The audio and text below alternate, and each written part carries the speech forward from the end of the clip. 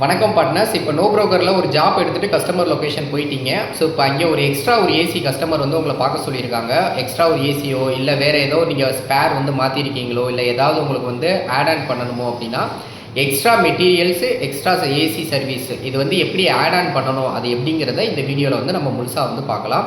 So இதில் ஒன்று நீங்கள் முக்கியமாக கவனிச்சிக்க வேண்டியது என்ன அப்படின்னா, ஸோ இப்போ நீங்கள் எக்ஸ்ட்ரா நீங்கள் எது ஆட் ஆன் பண்ணாலும் அப்படின்னாலும் அந்த இதுக்கு வந்து பேமெண்ட் லிங்க் வந்து கஸ்டமருக்கு வந்து போகும் பார்ட்னர்ஸ்.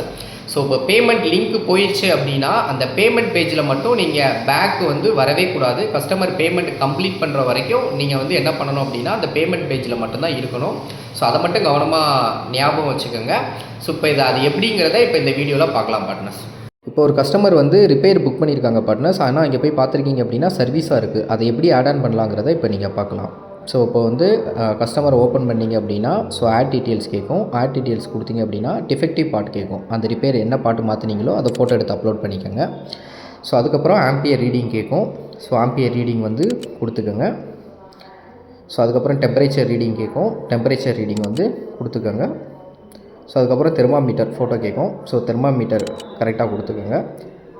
இப்போ நீங்கள் கண்டினியூ கொடுத்தீங்க அப்படின்னா ஜாப் கம்ப்ளீட்டட் கேட்கும். கிளிக் பண்ணிங்க அப்படின்னா மெட்டீரியல் பேஜ் வந்து ஓப்பன் ஆகும். ஸோ இப்போ வந்து கஸ்டமர் வந்து ஸ்ப்ளிட் ஏசி ரிப்பேர் புக் பண்ணியிருக்காங்க. ஆனால் நீங்கள் இப்போ சர்வீஸ் ஆட் ஆன் பண்ணணும். அந்த ஆட் ஆன்ஸ்னு இருக்குது பார்த்தீங்களா, அதை கிளிக் பண்ணிங்க அப்படின்னா டோட்டலாகவே வரும்.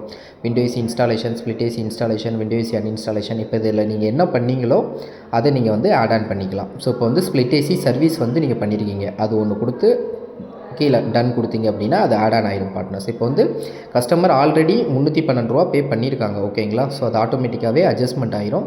சர்வீஸோட ப்ரைஸ் வந்து 723 ரூபா. ஓகேங்களா. ஸோ இப்போ வந்து டோட்டலாக ரிமைனிங் அமௌண்ட் கஸ்டமர் வந்து 411 ரூபா பேமெண்ட் வந்து பண்ணணும். ஸோ அந்த 411 ரூபாய்க்கு கீழே கம்ப்ளீட் ஜாப்னு இருக்குது பார்த்தீங்களா, அதை கொடுத்தீங்க அப்படின்னா பேமெண்ட் லிங்க் வந்து கஸ்டமருக்கு போயிடும் partners. So customer payment link pay பண்ணுற வரைக்கும் நீங்கள் பேக் எதுவுமே வரக்கூடாது. ஸோ உங்களுக்கு இந்த ஜாப் கொடுத்த உடனே கியூஆரும் காமிக்கும். அந்த கியூஆர்லேயும் கஸ்டமர் பேமெண்ட் பண்ணலாம். ஸோ அப்படி இல்லை அப்படின்னா கஸ்டமரோட அவங்களோட மை புக்கிங்ஸ் ஆப்லேயுமே வந்து அந்த ரிமைனிங் 411 ரூபாய்க்கு லிங்க் போயிடும். அதை அவங்க கிளிக் பண்ணியுமே அவங்க வந்து 411 ரூபா பேமெண்ட் வந்து கம்ப்ளீட் பண்ணலாம் பார்ட்னர்ஸ். ஓகேங்களா. இது வந்து சர்வீஸுக்கு ஓகே பார்ட்னர்ஸ். ஓகேங்களா. இப்போ ரிப்பேர் புக் பண்ணியிருக்காங்க. அங்கே போய் நீங்கள் சர்வீஸோ இல்லை ஒரு இன்ஸ்டாலோ ஒரு அன்இன்ஸ்டாலேஷனோ கேஸ் சார்ஜிங்கோ பண்ணுறீங்க அப்படின்னா ஸோ நீங்கள் அந்த ஆட் ஆனில் போய் அது என்ன பண்ணீங்களோ அது நீங்கள் ஆட் ஆன் பண்ணீங்க அப்படின்னாலே ஆட்டோமேட்டிக்காகவே வந்து அமௌண்ட் மைனஸ் ஆயிரும். இப்போ மெட்டீரியல் ஏதாவது மாற்றினீங்கன்னா அது எப்படி ஆட் ஆன் பண்ணலாங்கிறத இதில் பார்க்கலாம் பார்ட்னர்ஸ். இப்போ மெட்டீரியல் காஸ்ட்டை வந்து கிளிக் பண்ணிக்கோங்க. கிளிக் பண்ணிங்கன்னா எலக்ட்ரிக்கல் பார்ட்ஸ் இருக்கும். ஸோ எலக்ட்ரிக்கல் பார்ட்ஸ் ஏதாவது மாற்றினீங்க அப்படின்னா இதில் நீங்கள் ஆட் ஆன் பண்ணிக்கலாம். ஸோ அப்படி இல்லை அப்படின்னா அதுக்கு கீழே வந்து மைனர் ரிப்பேர்ஸ் இருக்கும். ஸோ அதில் ஏதாவது பண்ணிங்கன்னா அதை நீங்கள் கிளிக் பண்ணி அந்த ஸ்பேரை கொடுத்துக்கலாம். கேஸ் சார்ஜிங் மெட்டீரியல் இருக்கும். ஸோ இதில் ஏதாவது பண்ணிங்க அப்படின்னா அதை கொடுத்துக்கலாம். ஃபேன் மோட்டார் இருக்கும். ஸோ அதில் ஏதாவது பண்ணிங்கன்னா கொடுத்துக்கலாம். அதர் பார்ட்ஸ்னு இருக்கும். ஸோ இதில் நீங்கள் கொடுத்துக்கலாம்.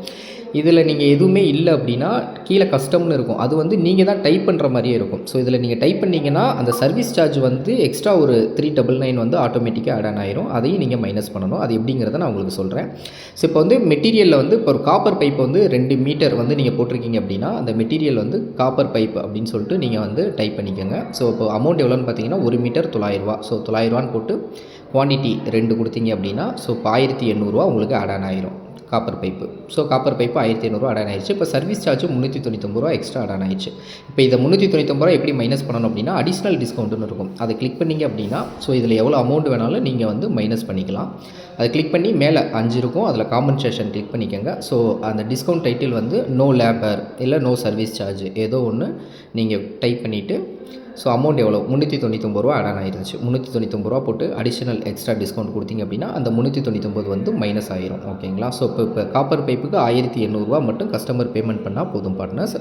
ஸோ இந்த 1800 ரூபா அது கரெக்டாக அந்த எவ்வளோ கஸ்டமர் பே பண்ணணுமோ அந்த அமௌண்ட் வந்துருச்சாங்கிறத பார்த்துட்டு நீங்கள் கம்ப்ளீட் ஜாப் கொடுத்தீங்க அப்படின்னா நெக்ஸ்ட்டு கியூஆர் வந்து உங்களுக்கு வந்துடும். அந்த கியூஆர்லேயும் கஸ்டமர் 1800 ரூபா பேமெண்ட் பண்ணலாம். அப்படி இல்லை அப்படின்னா இந்த கஸ்டமருக்கு வந்து பேமெண்ட் லிங்க் போகும். ஓகேங்களா. ஸோ அந்த லிங்க்லேயும் கஸ்டமர் வந்து பேமெண்ட் பண்ணலாம் பார்ட்னர்ஸ். தேங்க்யூ.